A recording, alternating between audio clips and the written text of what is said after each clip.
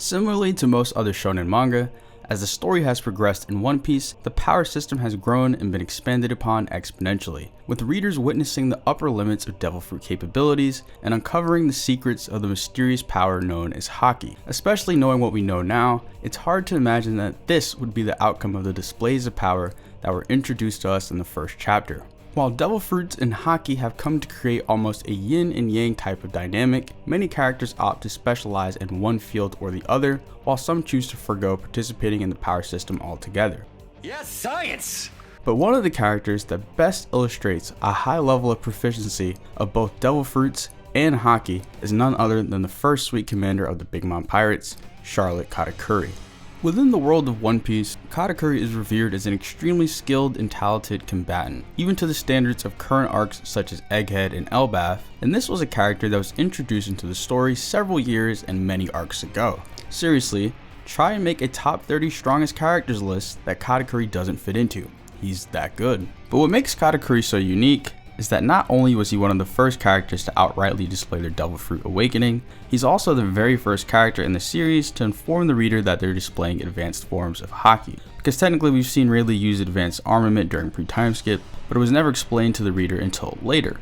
Being as proficient as he is in both power systems, it's only natural that he would be one of the characters that would break the barriers between the two to do something that no character has ever done before. Which he technically did, but it didn't quite turn out how we thought it would. Let me explain.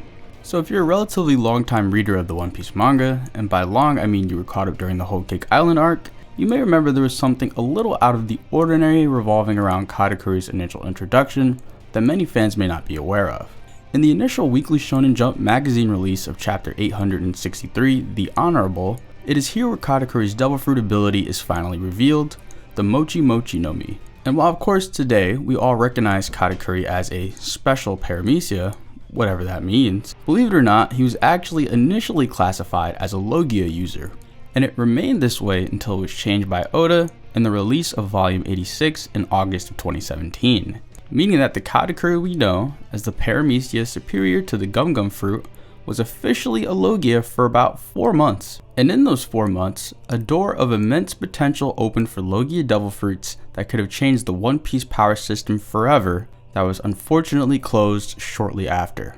Now, let's talk about his Devil Fruit a bit to begin with. So even though Katakuri was classified as a Logia officially, many fans did however find this weird, as Mochi is a man-made substance and not found in nature like other Logias, causing fans to liken his abilities to that of tree sap or molasses. But despite this caveat, ability-wise, Katakuri completely fits the bill of what Logia users can do, unless there's something I'm missing. So let's cover it. What actually makes a Logia a Logia? Now, even within the short number of Logia fruits we know of in the story, they vary greatly in terms of states of matter and properties, but they all share a few common rules. As mentioned earlier, every Logia that has been introduced so far has been an elemental phenomenon that naturally occurs in the One Piece world, such as magma, mud, and snow. Now yes, I understand that Mochi is made from natural ingredients, and Vegapunk did imply that Devil Fruits are created through desire. So if someone desired to be made of ice cream like a Logia, I don't see why that shouldn't be possible, but hey, even Vegapunk didn't understand everything about them. But on to the other rules of a Logia. Every Logia possesses the ability to produce, manipulate, and transform into their respective elements. This usually results in intangibility against non-Haki users, with Blackbeard being the main exception. So for all intents and purposes, Katakuri is in fact a Logia in practice, but Oda opted to give him the unique label of Special Paramecia, likely because of it being man-made and for the comparisons to Luffy. And all of this sounds pretty reasonable, right? Like, big deal. The label used to be different, but ultimately nothing really changed. But here's where things get crazy. In this chapter, we see Katakuri use armament Haki, but not in the typical application that we're used to seeing.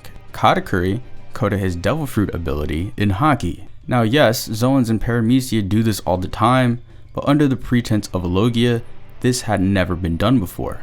His Mochi was explicitly stated to have retained all of its sticky properties, while at the same time being imbued with armament Haki. And again, Luffy has done something similar with Gear 4th, but this is nowhere near the same thing. Think of Logia fruits as attributes in a JRPG. Every Logia possesses some type of effect or status accompanied by their ability. Ace's fire burns, Aokiji's ice freezes, Monet's snow puts you to sleep, so on and so forth. Luffy, while is rubber, still relies on his strength alone to make his fruit capable, which is why a lot of Logia have poor durability.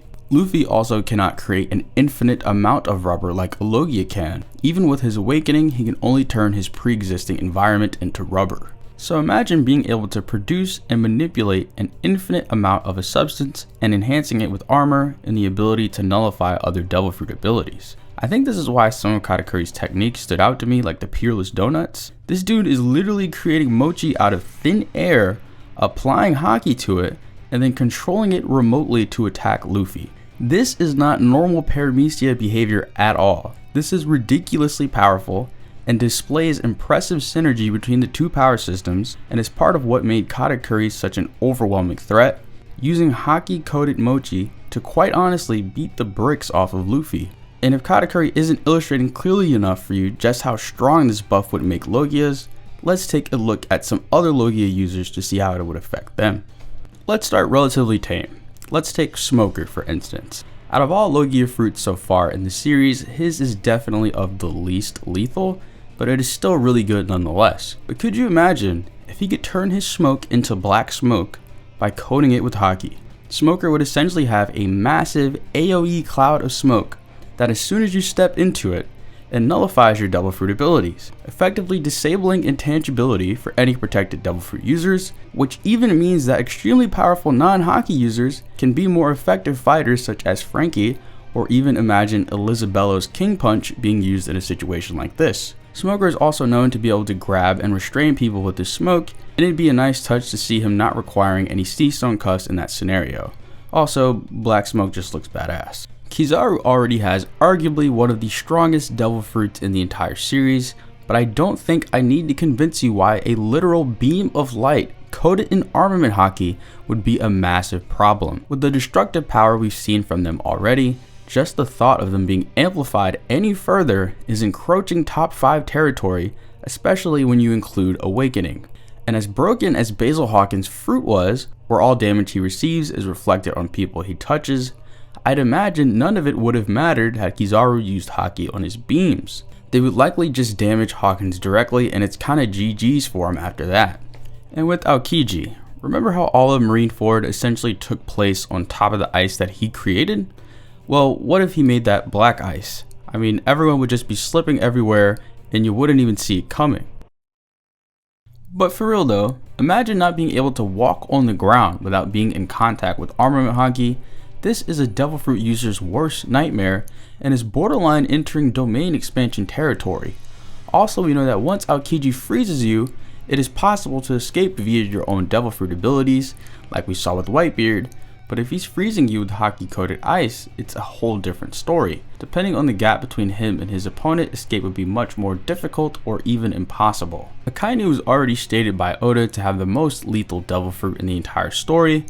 Just imagine haki covered magma raining down on an island.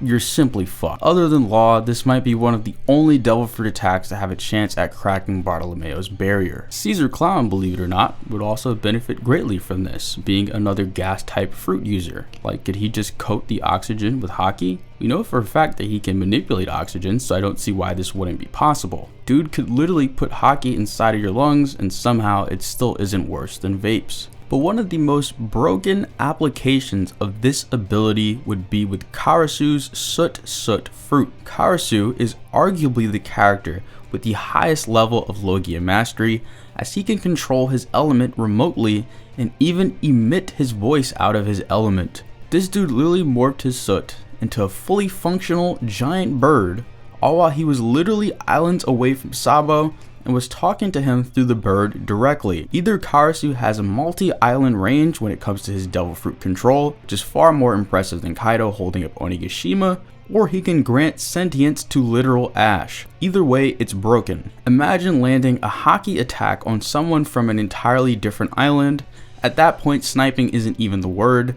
We're talking a haki orbital assault. Everyone knows about Wi-Fi haki, but this is satellite haki. Don't sleep on Karasu, man. He's low-key that guy. And I could go on and on talking about how if this change was never reversed, how this would have opened up a million doors for each and every Logia user. And while this certainly could be something we see officially in the future, as of now, consider every Logia effectively nerfed. Although there is one character who is arguably unaffected by this change, and that character is Blackbeard. Blackbeard essentially already embodies the concept of a Haki-coated substance, as the Yami Yami no Mi inherently negates Devil Fruit abilities. While it does come at the expense of no intangibility, I can't really think of a way where Armament Haki would drastically increase the potency or effectiveness of his ability in any meaningful way. But with that being said, you can never really have too much Haki. Now, if you subscribe to the idea that the Yami Yami no Mi may be weak to Kizaru's Pika Pika no Mi due to light trumping darkness, that might be the only scenario where he would really need to coat his darkness in Haki. That and maybe like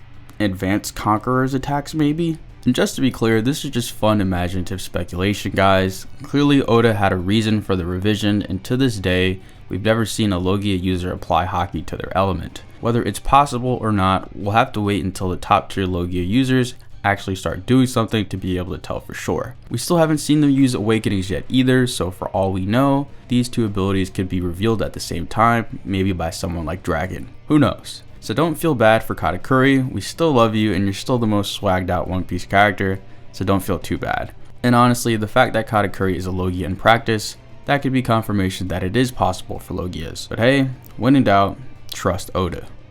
But before we wrap things up completely, there's an interesting interaction that took place during Egghead that may provide a glimmer of hope for our Logias. So during the fight on Hachinosu, we actually see Aokiji use a very easy to overlook technique, as it appears to be just a regular punch to clash with Garp. But this isn't just any punch, this is his Ice Glove. A move where it appears that Aokiji is covering his fist with ice and then coating it with Armament Haki, thus effectively proving that Haki imbued Logia abilities are in some shape or form possible, right? Guys, as much as I'd like to say that this is the case, there's a small degree of contention that's preventing me from fully buying in. In the anime adaptation of this fight in episode 1121, when he uses Ice Glove, the sound effect for Armament Haki plays at the same time the ice is being formed. When the technique is completed, we can see that the ice is on top of his fist, implying he may have formed the ice over his Haki and not the other way around. This is important because if he can't coat the ice in Haki, then that would be seriously inhibiting his options as a fighter, as attacks like Pheasant Beak would be completely ineffective against all other Logias and intangible Devil Fruit users. I am aware that many people don't consider the anime to be canon, but seeing that this scene isn't changing or adding any events and is simply providing more detail, I'm inclined to at least consider it. This would also explain why during the impact of their clash, there is no trace of ice on Aokiji's fist, as if the ice was on top of his hand, it likely shattered when landing on Garp's face. And there's no trace of black ice shards or even a frosty aura surrounding his fist either. And even if Aokiji really did achieve it, it is still yet to be seen if this can extend to ice that is no longer attached to him, like with say Doflamingo's awakening. But if a Haki coated ice age is the full blossoming, let's consider Ice Glove the start of the sprout. Hey, what's up guys? Thank you for watching all the way to the end of the video. This was one that I wanted to make for quite some time, and I'm glad that I finally got to do it. Hope you guys enjoyed it as much as I did. Hope you guys enjoyed watching it as much as I did creating it. Also, Happy New Year, Happy 2025. Thank you for those who are sticking around since the previous year, and welcome to everyone who may be new to the channel. This year, I got a lot of cool ideas and I plan to keep making videos and doing streams and stuff like that. Speaking of streams, by the time this goes up, it's probably the same month, we did a One Piece top 30 strongest character stream. That was really cool. The VOD is still up if you'd like to go check that out. Feel free to make your own list and include it in the comments. I'll still read them and probably rate them. But I just like seeing things like that. Also, shout out to Brago. Check out his stream as well. He did a really, really long one. And Cole. Shout out to Cole because he did another stream that I checked out both of them. But yeah, I'm just really excited about the state of the channel moving forward. I want to thank you all for your support just over the life of the channel. And I'm just really excited to see where things go. I really appreciate it, guys. And I'll be seeing you guys next time. Peace.